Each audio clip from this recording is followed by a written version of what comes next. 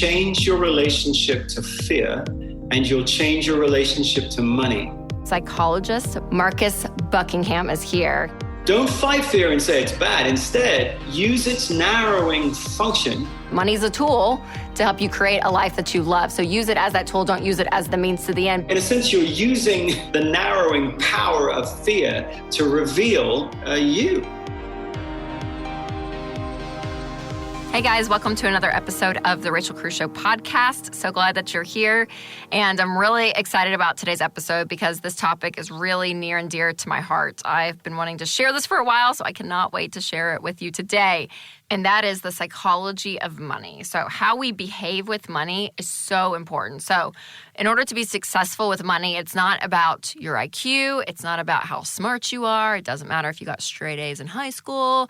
It doesn't matter any of that, you guys, or if you're good at math, whatever it is. Honestly, to win with money, you have to change your behavior. That is so crucial. And to be able to change your behavior, you need to know why you're behaving the way you are. So you can say, oh, wow, this is why I'm spending money here. Or, wow, that's why I feel like I'm kind of hoarding money and have this closed fist mentality because I'm so scared to death that something's going to happen and I have to know I'm okay. You have to understand why you're behaving the way you're behaving in order to change those behaviors. And during that process, what is so important is when you start to discover why you are behaving the way you are with money, you're going to start to discover more about you.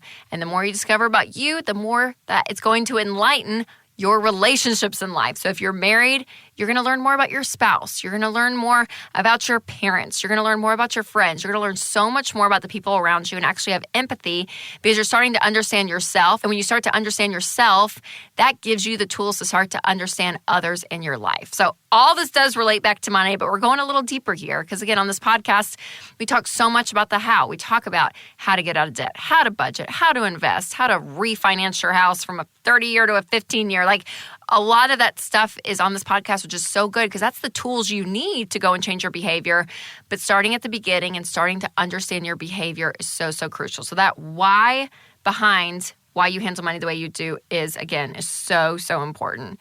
All right, today on this podcast, I'm going to be talking to psychologist Marcus Buckingham about the psychology of money. Then I'm going to answer a question from the Facebook community about how to handle your money during stressful times. And then I'm also going to talk about the main drivers for why people spend money the way they do and a 3-step plan dealing with it. Now, before you listen to mine and Marcus's conversation, I just want to call out, thank you, Corona, for all the wonderful technology that you have brought up for us. But this conversation is done on a Zoom call, so the audio is going to feel a little different than the rest of the podcast. But the content, it was too good not to share with you guys. So take a listen to the conversation I had with Marcus on the psychology of money. Well, hey, you guys, I am so excited about today's episode because my guest today is one of the people I love to talk to, I love to read, I love to listen to. Marcus Buckingham is here. He is a researcher, a New York Times bestselling author, and founder of Strengths Revolution. So Marcus, thanks for being here. It's my pleasure. Well, we chatted a little bit on the phone, I guess almost a year ago, for my new book, Know Yourself, Know Your Money. And I kind of picked your brain around psychology and the way we view money, everything from our childhood to our fears to our dreams, all of it. So I'm just kind of curious from you on a high level, when you're in the world of psychology and when you're thinking of the way people function and the way they act, how has money played a role in people's lives in a positive way in our world today, in our culture? Well, obviously, it's a way to enable our dreams, isn't it? We all want to project into the future. That's part of the human condition. It's probably what makes us different from the animals, is that we can project into the future and find meaning in that future. And we feel unquestionably better, healthier, more positive well-being when we feel like we have some ability to control that future and actually create out of that future the dreams and the hopes and so forth that we want. Money's a part of that. We have to be able to understand, though, what role it plays as a means to an end rather than an end in itself, as you well know. Having piles and piles of growing piles of money in some sort of stockpile isn't really going to give your life any more meaning or purpose at all. We know that meaning comes from projections into a better future. And when we can do that through relationships, through our families, through the dreams we have for them, through our achievements and the dreams we have for those things that we want to achieve, our lives have much more fullness to them. And of course, money is a means to that end. When it slips over into something else, then we're into a whole other different ball of wax. But if we can see it as part of our arsenal, part of our tool set for creating a better future, it's incredibly psychologically healthy. Yeah, I love that. That's exactly what we talk about this show all the time, is that money's a tool to help you create a life that you love. So use it as that tool. Don't use it as the God that you're sitting there to worship. And the means to the end, because we do live in a culture, and I even will watch shows, on Netflix or TV or something, and I'll just see these people, and you can tell they are just chasing after success and getting that next paycheck and money, money, money, money. And you see their lives develop. And again, I'm thinking TV specifically, but I know real life and walking with people. And I'm like, man, it can negatively impact you in so many ways when that becomes the means to the end. So what have you seen with people psychologically, like the loss of relationships, maybe the loss of drive or dreams, when money negatively impacts them because they are so obsessed thinking that if they could just have X amount of money, that they'll be okay? Well, it's funny. There's an American musician called Grace Slick, who is a musician, but also said something incredibly smart about wealth and money, saying that no matter how comfortable your bed is, sooner or later you have to get out of it. And so money enables you to have a comfy bed, but if all you do is admire the bed, you're going to have an incredibly stationary life. And life for us, for humans, healthy life is motion. We are moving through life. We are taking the things that we have that we love, and then we are expressing them through contribution, through the relationships that we have and what we want to build from those relationships. And all of that is, you got to get out of bed to keep moving to do that. And when you do that, life gives it to you back, doesn't it? You express love, it comes back, it invigorates you. You express it again, it invigorates you. It's like love and contribution are this infinite loop. And when you realize that it's an infinite loop and that money can be a part of the way in which you keep motion happening, which implies risk, which implies investment, it implies taking your talents and actually putting them into the world, both meanings of the word talent in that sense.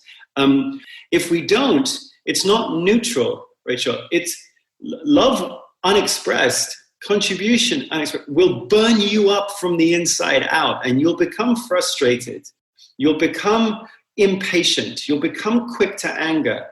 You'll walk around. We've all had that feeling. You start walking around and you're like you're in a brain fog. And you can't quite remember where your creativity went, where your quick-wittedness went. And where it went was your loves, your contribution to the world is unexpressed. You're sitting there guarding your wealth, guarding your money. You're not moving if you don't.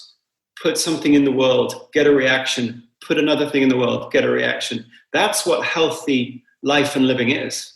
Yeah, because it's almost like this, beacon, a mechanism, a living mechanism, right? You're moving versus just that hoarding mentality that some people have, whether it is their talents, whether it is their expression of emotion towards someone else or their money. Yeah, you don't just sit still. It's like a treadmill. You're going to end up going backwards if you're not moving forward. That's such a good point. Now, as I've been focusing on people and why they handle money the way they do, their childhood has a massive part of that. So kind of talk to me about not even just money specific, but just in general, how you find people's childhood and the way they were brought up affects them today.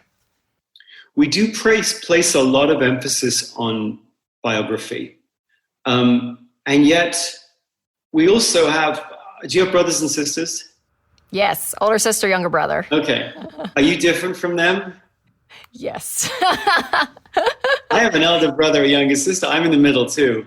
So we are both the perfect middle child. We are. I was going to say middle children are the best. So we are the best. Glad you are too. As so defined by two middle children. Of course. We're credible.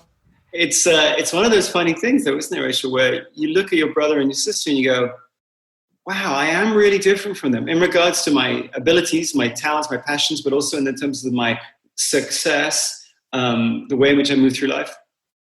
So one part of how we are in the world is clearly not actually a function of how you're raised. It's a function of your birthright. It's like you come into the world with a really unique combination of synapses, of chromosomes. You've got the same mom and dad, but you're really different than your brother. You're really different than your sister. And it's almost like, can I be like my sister? If I really wanted to be like my sister, could I become like my sister? And you're like, well, in some respects, you could admire certain parts of her, but you're not going to become her. She's a weird, lovely, but weird combination of talents and strengths and weaknesses. And so to some extent, the way in which you are brought up doesn't affect that, because both of your siblings grew up in the same socioeconomic and genetic environment. And yet, clearly the way in which your parents understand fear and risk, I think it's those two things. How do they talk? What are they frightened of? And then how does that affect the way that they risk with themselves?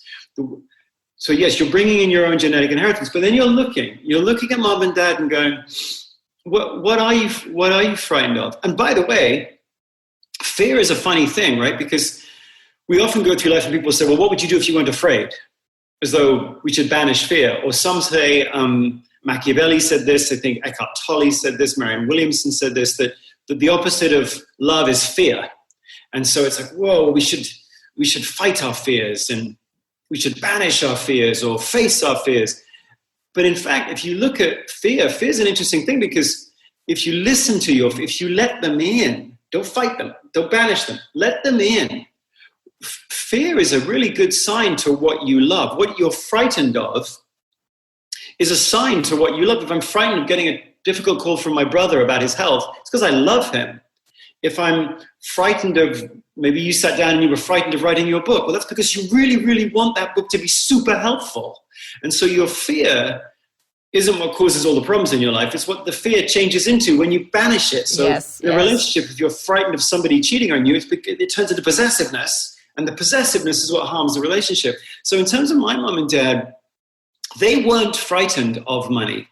They let whatever they were frightened of, whether it was how happy we were as kids or whether or not the business that my dad started would work, fear was, in a sense, part of the tool set that they had to go, well, because I'm a little frightened of that, it means I will risk more, actually, because fear and love are kind of linked. When there's, it's funny, you say to someone, well, what would you do if you weren't afraid? Well, wait a minute, if you aren't afraid, there's no love. Yeah. You aren't frightened. The path of fear is the path of love. So with my mom and dad, certainly they were frightened of some things. And because they were frightened of it, they went, you know what, we're going to bloody well double down on it. And I've got a bunch of different examples of that in terms of us as kids. But for them, it was like, don't be frightened of money. Don't be frightened of fear. Fear shows you what you love, and therefore you actually risk more in those parts of your life where you feel that twinge of fear. Now, you're not stupid about it, but you use the psychology of your fear to guide where actually most of your passions lie. And then from that, you go, okay, then I'm not going to trip. And so for me, I'm not going to trip myself up. My fears aren't bad. I'm not a danger to myself. Things I'm frightened of, go invest. Because the only person you're betting on here, Marcus, is yourself. And that's what, certainly for me, that's what I took from my mom and dad's own personal relationship to their own fears. All right, one of my favorite packages to ever show up on my door is my Tuft Needle mattress. I've got a couple now, and seriously, I love this mattress. You guys know exactly how it is. When you're juggling the demands of mom and wife and work and friend and so many other things, good sleep is a must, and I've never slept better. Tuft Needle is the best rated mattress on Amazon with over 100,000 5-star reviews, so try it out. You can get a mattress starting as low as $3.99, plus it ships free, and you can keep it up to 100 nights risk-free. So if I'm wrong, just send it back.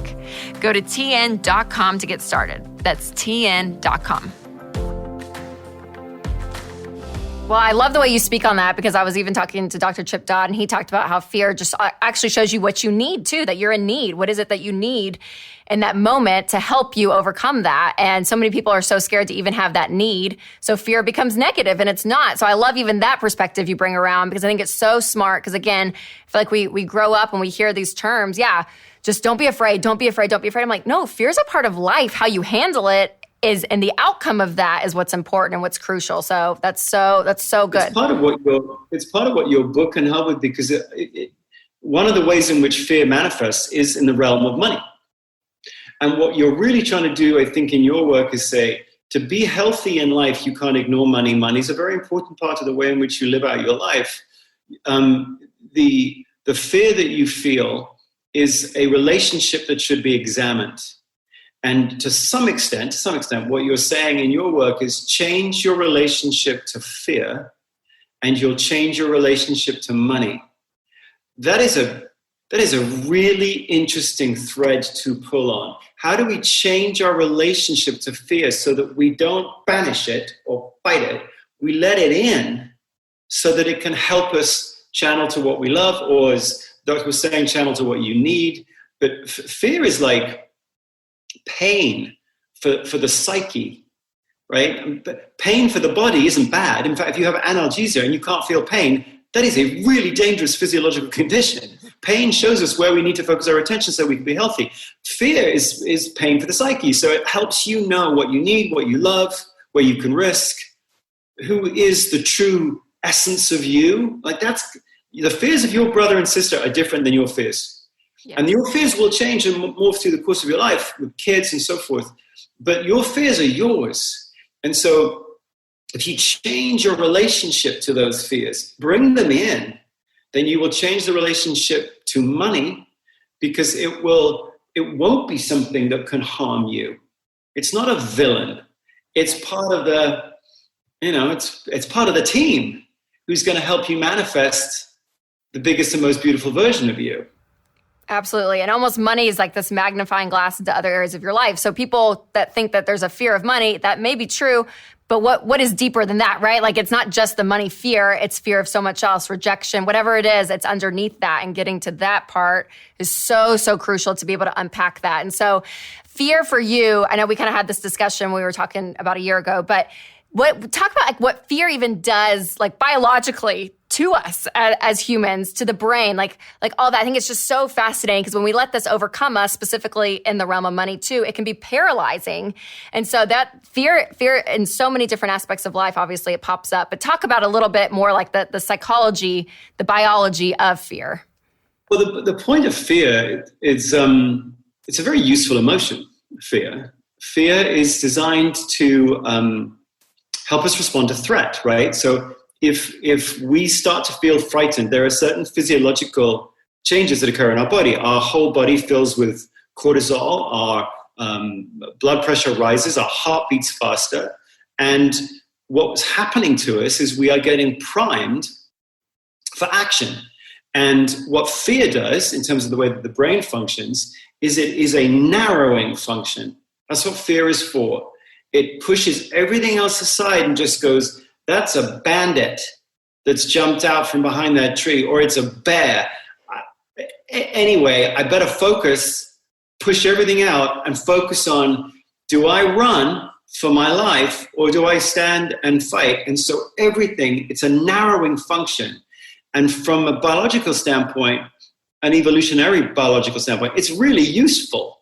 Those people who feel no fear, they often didn't live long enough to pass on their genes, and being able to make those kind of instantaneous decisions is very, very useful. The problem with fear, of course, if you let it run like that, is that you can't create in fear.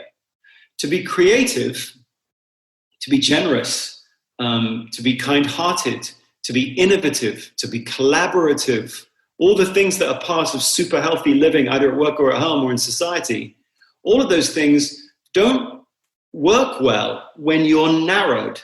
They work well. In fact, there's a lot of research which suggests this is what positive emotions are for. Positive emotions are for broadening and building. So you broaden, you open, you let in, and the bringing in of new input, new people, new context, new ideas turns into the raw material that you need to make new things, to be creative, be collaborative, be productive. So in this sense, fear is the antithesis of productive and healthy living if you just let it do its thing. And its thing is narrow. Focus and get narrow. Not that that's bad. You can't go, don't ever fear, because that's silly. But what you can do is what we were just saying before, which is go in. But fear does that to you. And in terms of money, of course, what that means is if you're just going, and you're just focused on what that money, lack thereof, or the fact that you've untended it in some way, you're not really sure what's going on, that's a threat, and it narrows your focus. Which, I don't know, on some occasions, that might be quite good to pick up the phone and call the bank person and go, okay, sure. Well, that's fine. Having said that, if that's the way you go through life, you can't be creative, be collaborative, be innovative, all the stuff that relates to you actually creating a dent in the world that's valuable. So it's like this juxtaposition of don't fight fear and say it's bad. Instead, if you're going to use its narrowing function to help you figure out what you love and what you're passionate about, what you care deeply about. Use it to do something really useful. Yeah. Which just leads you to the center of you, which it can do. So good. I know when you said that, again, it's been about a year, but when you said that on the phone, I was like, oh my gosh, that is so brilliant, because it is. When you think about it in that way, you're like, yeah, the narrowing focus, yeah, it allows me to be super motivated and I can fix it right there, right? I do what I can to control this aspect and get it done. But if you live your entire life like that, you've narrowed it so deeply, yeah, your creativity, your generosity, everything just isn't available, because literally your brain won't even allow you to do it because of that narrowing, because of the fear. So yeah, but what it does well at in terms of narrowing is it will narrow you to what you love. It will narrow your focus to what you care deeply about. That's a useful thing to know, because the world that we live in is so busy. Look at your life, right? You've got work that you're doing.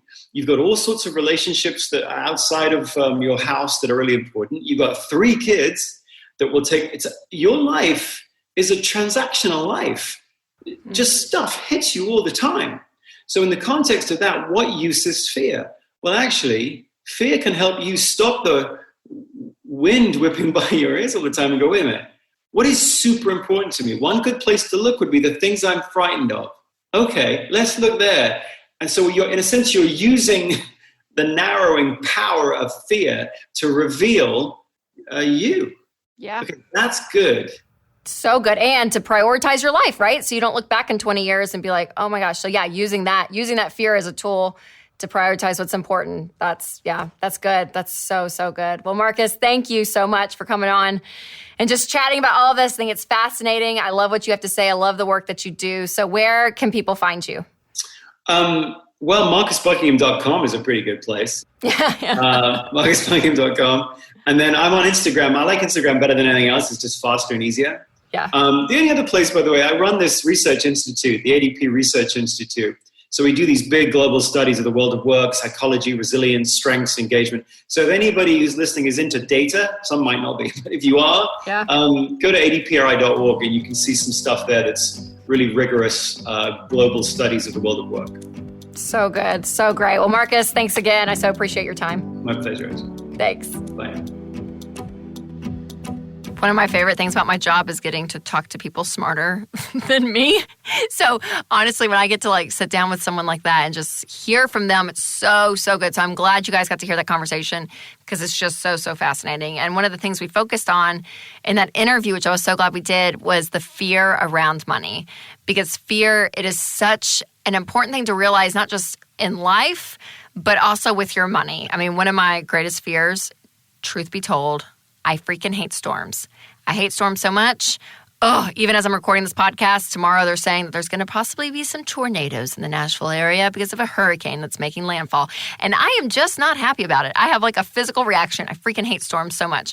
And so I've realized, though, dealing with fear, that you have to focus on facts, right? When you have all the emotion wrapped up, sometimes you don't have the facts of life. And when you actually have facts, that is what's so crucial. So when it comes to fear in any part of your life, but specifically with your money, there are 3 things that you can do to deal with it. Name it, focus on the truth, and reach out for help.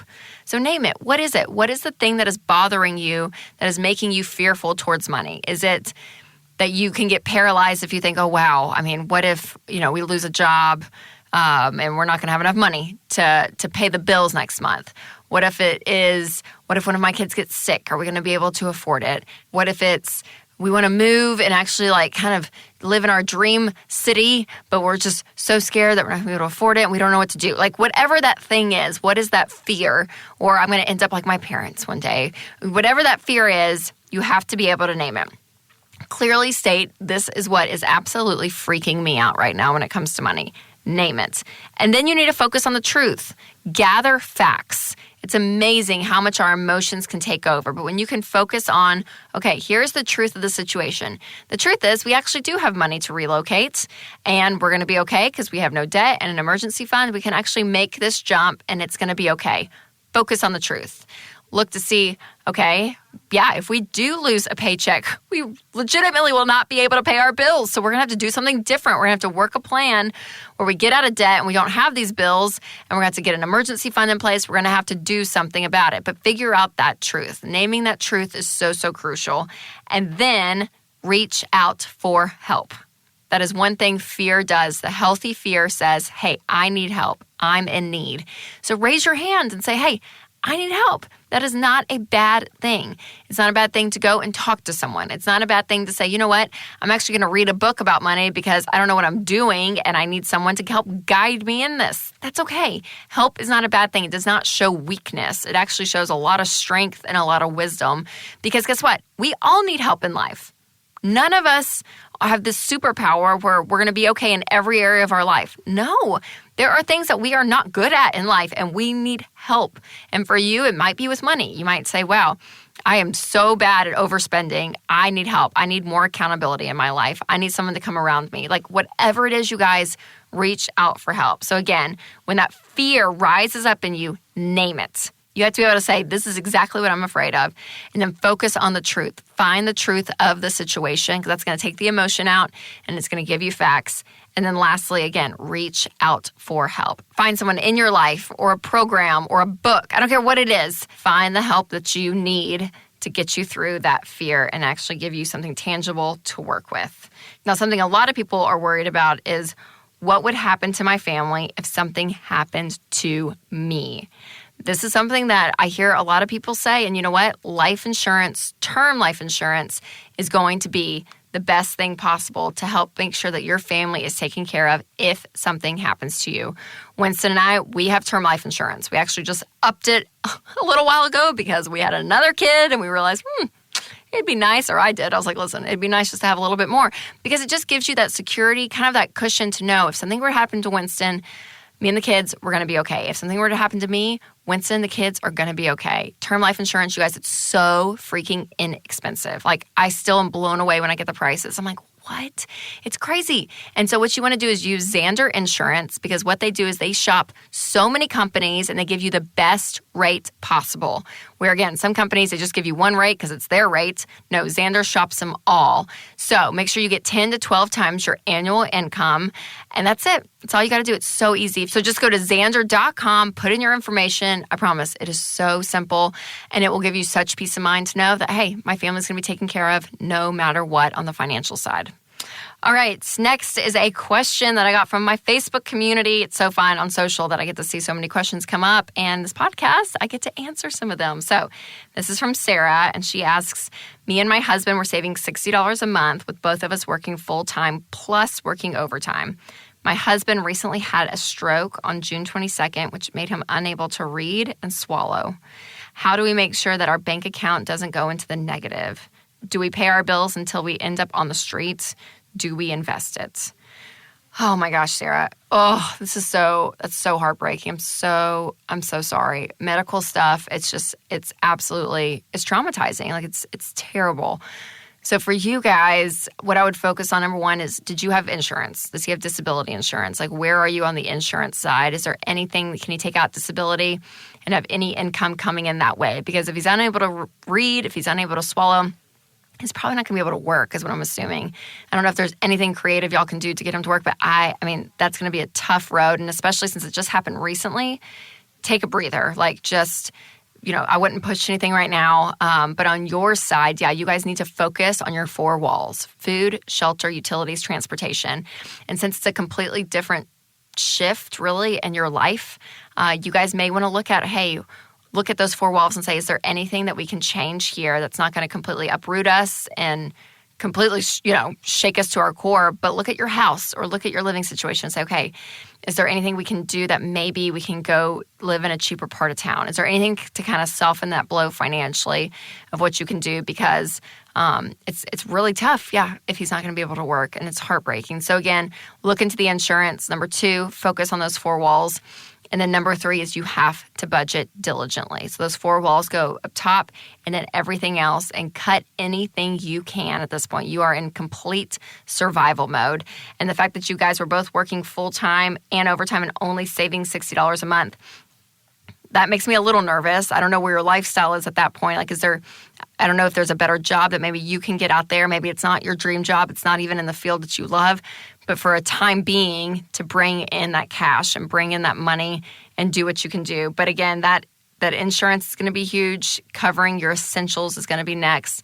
And then budgeting out everything else. And, times like this too, when big things happen in life, sadly more on the negative side, I would just pause and try not to make any major financial decisions. Again, if the housing thing is up there and you're like, hey, we got to just cut the rent or we got to cut the mortgage and do something lower just to survive, then do that, because you're in stressful mode right now. But anything else, I would just pause and not make big financial decisions until you guys kind of get this groove going of what you need. But the deal is there is income that has to be brought in for you guys to survive. And so whether that's through disability or through work, to make it work, it's going to be crucial. But also, Sarah, the fact that you're asking these questions and you're aware gives me such hope. I mean, I've heard so many stories from people with all different situations that seem absolutely dire. And it's like, how are they going to do it? And they do.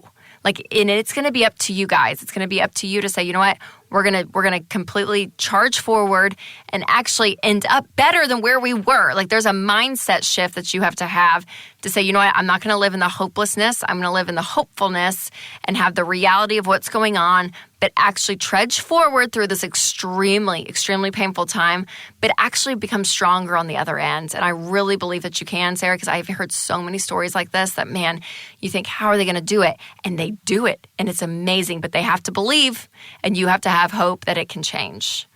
Well, you guys, thank you so much for listening to this episode. Thanks again to Marcus for coming on and sharing all of his wisdom. And thanks to you guys for submitting questions on social media. We are looking out for those and love to answer them here on this podcast. And my book, Know Yourself, Know Your Money, it's on pre-order, so you can get a copy and get the free audiobook, ebook, and a free video lesson from me at rachelcruz.com if you order before January 5th. And if you've not subscribed to this podcast, make sure you do that. Hit that subscribe button. And if the Spirit leads, you can leave a review. All right, as always, make sure you take control of your money and create a life you love.